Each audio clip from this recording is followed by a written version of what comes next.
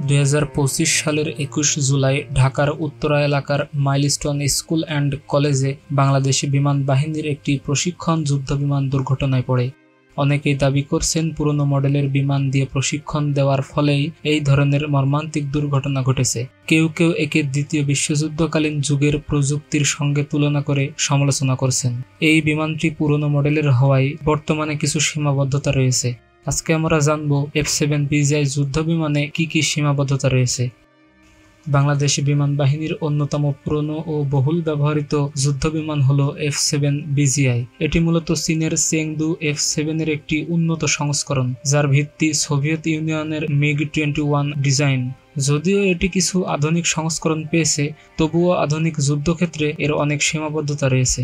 F7 BGI design করা হয়েছে 1960-এর দশকের প্রযুক্তির উপর ভিত্তি করে। আধুনিক বিমানের তুলনায় এর ডিজাইন অনেকটাই পুরনো এবং সীমিত প্রযুক্তিতে নির্মিত, ফলে যুদ্ধক্ষেত্রে আধুনিক বিমানের সঙ্গে প্রতিযোগিতা করতে হিমশিম খায়।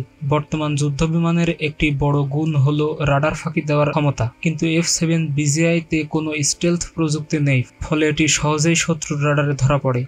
এই বিমানের অস্ত্র বহন করার ক্ষমতা অত্যন্ত সীমিত। এটি বড় আকারের বা দীর্ঘপাল্লার মিসাইল বা বোমা বহন করতে পারে না, শুধু হালকা এয়ার টু এয়ার মিসাইল ও রকেট ব্যবহার করতে পারে।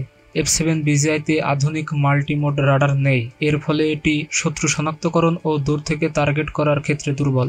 এই বিমানটি একটি একক টার্বোজেট ইঞ্জিনে চলে। ইঞ্জিনে ত্রুটি হলে বিকল্প ইঞ্জিন না থাকায় জরুরি অবতরণের সম্ভাবনা কম, যা দুর্ঘটনার ঝুঁকি বাড়ায়। যদিও এতে ডিজিটাল ককপিট, উন্নত রাডারের মতো কিছু আধুনিক বৈশিষ্ট্য রয়েছে, তবুও এটি উন্নত নেটওয়ার্কিং, ডেটা লিঙ্ক এবং ইলেকট্রনিক ওয়্যারফেয়ারের সিস্টেমের মতো আধুনিক যুদ্ধবিমানের প্রয়োজনীয় কিছু গুরুত্বপূর্ণ প্রযুক্তিতে পিছিয়ে রয়েছে।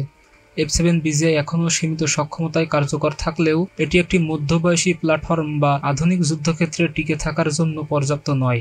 এই বিমান এখন শুধু একটি সীমিত সামর্থ্যের প্রতীক। আধুনিক যুদ্ধবিমানের যুগে এর কার্যকারিতা প্রশ্নবিদ্ধ।